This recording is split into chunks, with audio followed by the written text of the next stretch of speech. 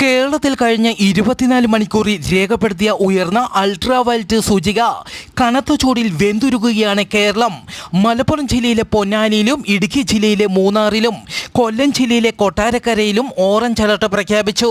പകൽ 10 മണി മുതൽ 3 മണി വരെയുള്ള സമയത്തെ ഉയർന്ന അൾട്രാവയലറ്റ് സൂചിക രേഖപ്പെടുത്തുന്നത് ആയതിനാൽ ഈ സമയങ്ങളിൽ കൂടുതൽ നേരം ശരീരത്തെ സൂര്യപ്രകാശം ഏൽക്കുന്നത് ഒഴിവാക്കണം. മലമ്പ്രദേശങ്ങൾ, ഉഷ്ണമേഖലാ പ്രദേശങ്ങൾ എന്നിവിടങ്ങളിൽ പൊതുവെ UV സൂചിക ഉയർന്നതായിരിക്കും. പകൽ സമയത്ത് പുറത്തേക്ക് ഇറങ്ങുമ്പോൾ തൊപ്പി, കുട, സൺഗ്ലാസ് എന്നിവ ഉപയോഗിക്കണമെന്നും അറിയിച്ചു.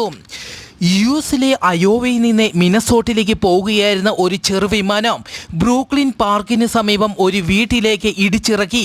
ഇടിയുടെ ആഘാതത്തിൽ വിമാനവും വീടും പൂർണ്ണമായി തകർന്നു. എത്ര പേർ വിമാനത്തിൽ ഉണ്ടായിരുന്നുവെന്നോ എത്ര പേർ മരിച്ചുവെന്നോ വ്യക്തമായ വിവരങ്ങൾ ലഭ്യമായിട്ടില്ല.